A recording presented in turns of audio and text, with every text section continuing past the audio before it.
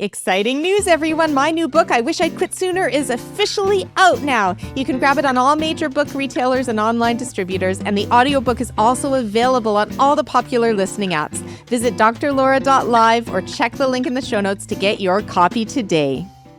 Hello, everybody. Welcome to another episode of Where Work Meets Life. I'm Dr. Laura, and I'm delighted to be speaking with you today about life under a control freak boss, how to navigate and regain your confidence. This is an important topic. There are too many bosses out there who are control freaks. And as I did my research for I Wish I'd Quit Sooner, which is my book that released in January on how to navigate and escape a toxic boss, I found that one of the personas or the styles that these toxic bosses use is to control. And I want to say, first of all, that there's a difference between a difficult boss versus a toxic boss. And I want to say a lot of difficult bosses do have micromanagerial tendencies. When you are first put into a leadership role, oftentimes you are afraid to let go of the work that you actually did because you want it done right. And it's hard. It's hard to trust someone else will do the same job and quality that you do. And with my coaching clients, I sometimes hear leaders say that it takes more time to explain it to someone than just doing it myself.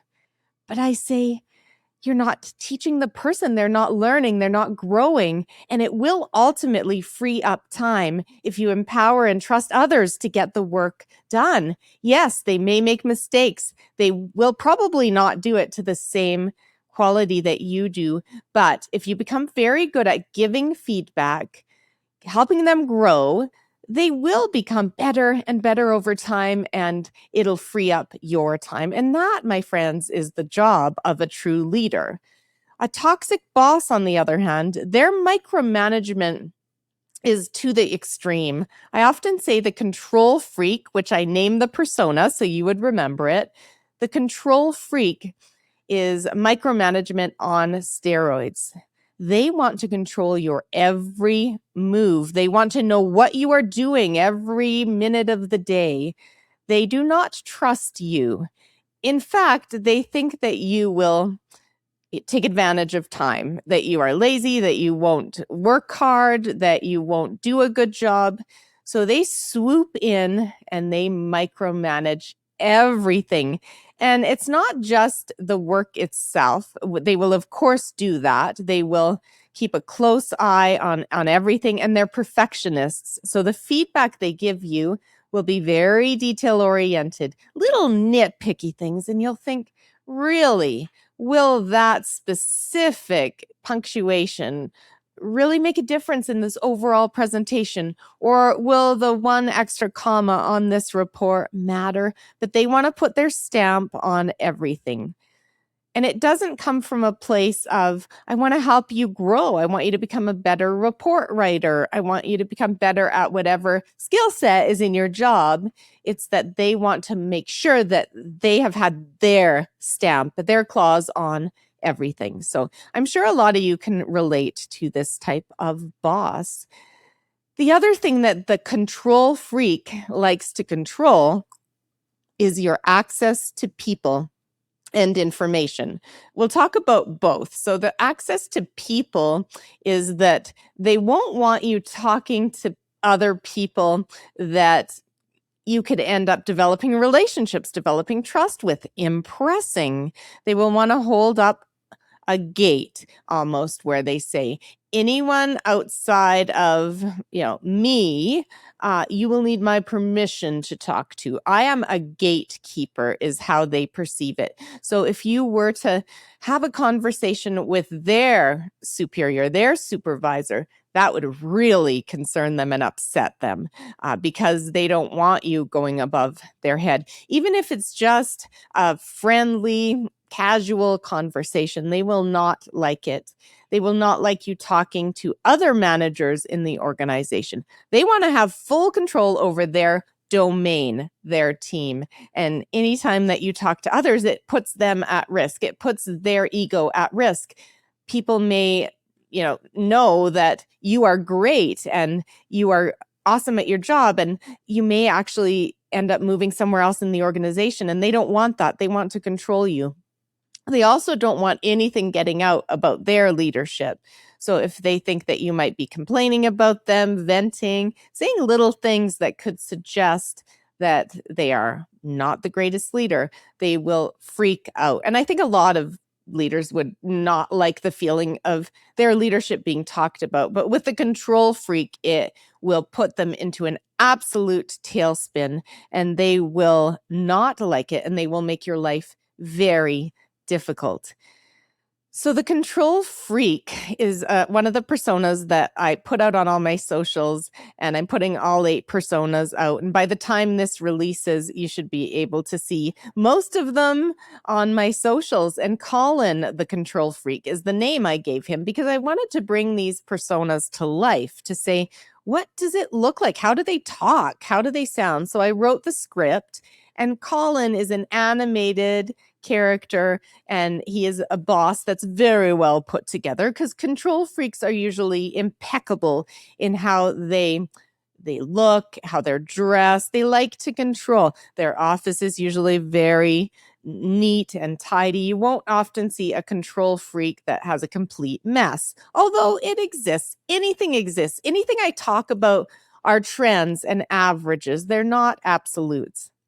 And that's the thing with any of these topics. If we start to talk absolutes, it's really dangerous because people are so complex and nuanced. But on average, the control freak will be, like Colin, my character, the animated character, impeccably dressed and perfectly poised and very articulate. And he's holding a puppet, sort of a stringed puppet with 4 strings. And it's showing how Colin likes complete control, that the people are his resources, his puppets to control.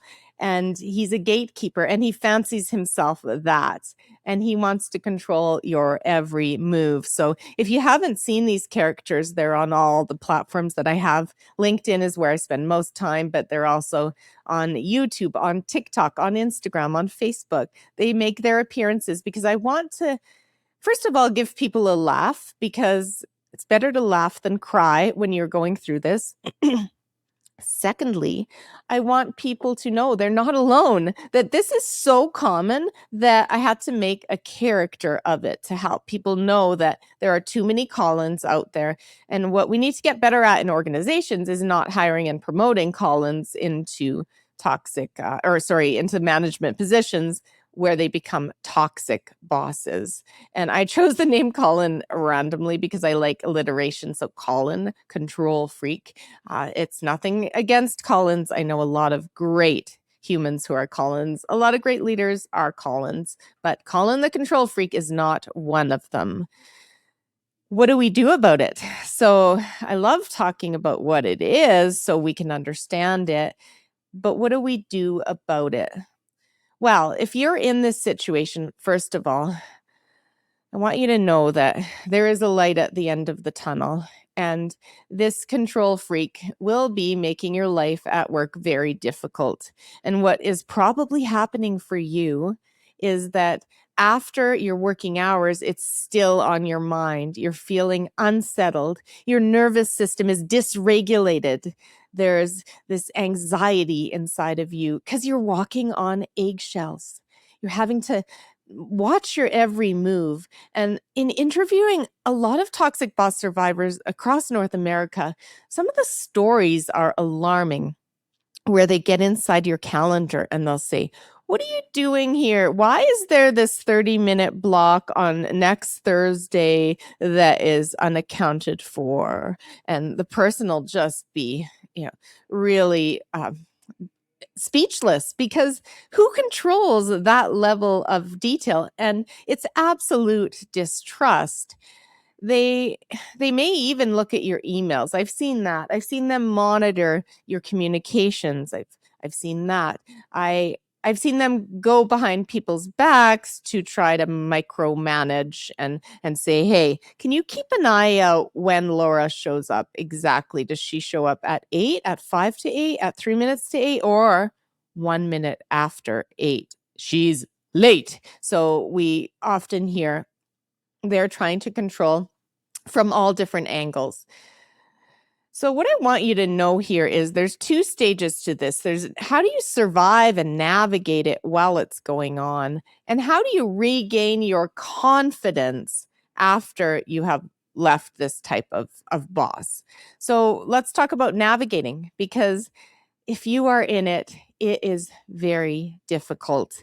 And all you can do is put your best effort into the work, because what's not a good situation, not productive or effective, is if you start to let the stress, anxiety, confidence make your work product not as good, and you make more mistakes, and you're late, and you're slow, and you're not as sharp, and it just starts to feed into that power and control of that toxic boss. So first and foremost, I want you to take care of yourself, your physical, mental, emotional, and spiritual well-being. I want you to take care of how you are showing up each day. That means doing the things that fill your bucket, the things that rejuvenate you when you're not working, and taking the breaks at work. And I know you'll stop taking your breaks, you'll eat at your desk and all of that because you're scared. You're scared of the toxic boss. But your work product won't be as strong, which will end up in a worse scenario for you. So I want you to make sure to take care of yourself, first of all. Second of all, I want you to always be documenting the details for them, because they will want the details anyways. And if you can give them sort of a summary of what you've done, what you've worked on, if you can summarize for them what you agreed to. So you have a conversation. And I heard Brene Brown on her podcast with Adam Grant, and I really admire both of them as thought leaders in the space that I play in as well, that I work in. And they have a podcast called The Curiosity Shop. So I've started taking that in. And she talked about a playback. And a playback is a strategy that works well with a narcissistic boss. They were talking about that on this episode. With the control freak, with Collins, it's also about doing a playback. So Colin has a conversation with you. Colin, can I just play it back to let you know what I've heard, so we're clear about what you need from me? And if this is needed for tomorrow, then this other project is also due tomorrow. So which one is more of a priority for you, Colin? And it gives them their sense of power because they get to answer it. They may say both, and then it'll be up to you to say, I won't be able to do both to the full quality, but I can do the second project by whatever date. And that's hard because a toxic boss does not like no for an answer. But always play back to make sure you understand, and then document. So send a follow-up note saying, Colin, I'm working on A, B, and C in this order. And that will help to give them the details they need and to hopefully give you a little bit of breathing room with that technique. Another technique is you are going to have to be detail oriented. You are going to have to double check things. They are not good with mistakes. And just take that time to double, triple check when you need to, and know that the details matter deeply to them, whether it's functional or dysfunctional. And we know it's dysfunctional when it comes to a control freak. The details matter. And I always say it's about helping your boss feel supported. And if that's what makes them feel supported, you are going to have to put on your details hat for a control freak. But that hat is not that comfortable. And we need you to understand that it's not a sustainable situation. If it's a truly toxic boss, Colin is not going to change. And I want you to know that most toxic bosses have more than one persona. So Colin may be a control freak, but he also is a narcissist and a gaslighter, for example. So I have 8 personas of a toxic boss in my book. And I just want you to know that it's usually multiples you're dealing with. And I have checklists in the book and on the Audible version, a workbook to really help you understand, what am I dealing with here? Am I dealing with a control freak? Am I dealing with a gaslighter? And whatever you're dealing with, we have strategies for, okay, what are your options going forward? And how do you heal and recover once you are no longer under the toxic boss? So for a toxic boss, it'll be about figuring out your plan B, always having a plan B, an exit strategy, a way to see that there's a light at the end of the tunnel. And I've seen so many toxic boss survivors just totally stuck and feeling there's no escape. And that may be your situation right now. You say, I don't have the funds to quit. I don't have the luxury to leave. My financial future is dependent on this. And I say, okay, that's hard. I understand. However, how is it impacting you? Well, I'm not sleeping well. I have gained 20 pounds. I'm not seeing my friends. I'm working overtime constantly, weekends, evenings. And I'm scared I'm going to lose my job. I'm scared they're going to fire me. And this is a scenario that I see happen. That's why there's a whole chapter in my book called When the Toxic Boss Decides for You, when you get fired. And that does happen. And I want to assure you, if it does happen to you, there's a light at the end of the tunnel, because things get better after a toxic boss. Things get better, they improve, and you look back months later, a year later, and you say, thank goodness that happened, because now it opened up this other opportunity and I'm so much happier. I didn't think I could cope. I didn't think I could get through this, but I did. And I actually am making just as much money, if not more. And I have a trusting work situation, a trusting leader that I report to, and I'm thriving again in my career. I'm back in the driver's seat of my own career. And Colin will really contribute to anxiety most of all. Anxiety and control and perfectionism, they all tend to go together, and Colin will just drain you, and you'll need a recovery period. So part of your own healing and recovery is realizing that this wasn't your fault. It wasn't anything you did wrong. It was a circumstance, and it helped you grow. How did it help you grow? What did you learn from it? And how will you be in the future, and how will you navigate other leaders and make sure that you have a healthier work situation and you are always in control of having your next steps, your plan B, your network? You are in the driver's seat, and never get too comfortable in any one job, because everything is impermanent. Impermanence. And that's the idea that change is inevitable in some way, shape, or form. And if we get too attached to any one job, any one situation, then what happens is change comes along, a curveball comes along. You are reporting again to a great leader.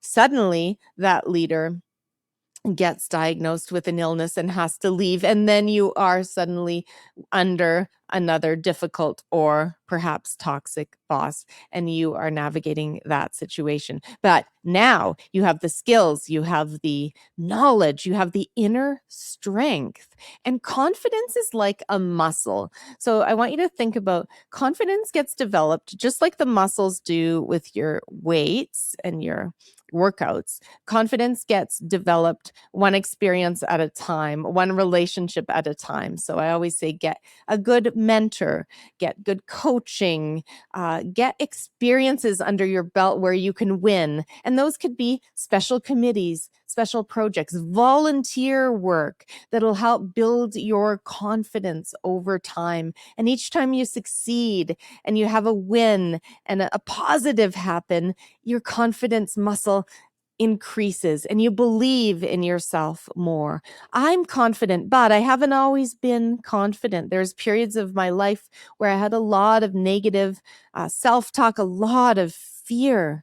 And it was putting myself in the situations, taking on the responsibilities that I have, working my way up to be a board chair of a major charity where, you know, I thought I would have no business in that role. And here I am doing it and learning along the way and growing my confidence. And when I was younger, I was so shy. Really, I was shy all through my elementary school years. In junior high, awkward as heck and shy and nerdy. And in high school, I started to come out of my shell. And then as time went on in university and especially I'd say in my master's degree, I started even more confidence building. I had a music studio. I taught a lot of students from age 16 to 24, and I had to organize recitals with families, deal with parents. I had to develop confidence because you can't have the music teacher awkward and not exuding confidence. So every one of those built up my confidence muscle. And I must say, it was the hard times. It was the toxic bosses. I had a couple in my career that really helped me grow. So reporting to a toxic boss is like a major boot camp in developing your muscles. And it'll just, bring you to your knees, but then it's an incredible growth experience once you get through it, once you escape and recover from it. So call in the control freak. It does not have to be something you endure for long. There is a light at the end of the tunnel. And I hope this content was helpful. Please share it if you know anyone who's currently working for a control freak, because people need this information. They feel trapped and suffocated from this type of toxic boss. I hope you stay well. Thank you for tuning in to Where Work Meets Life. If you found this content valuable, please rate, review, and share with others who may benefit. If you're struggling in your work life and need support, I offer coaching sessions. You can book a complimentary consult on my website. I'm also a passionate keynote speaker and would love to discuss your professional speaking needs. Visit my website, drlaura.live, to sign up for my monthly e-newsletter filled with tips and resources to help you stay well.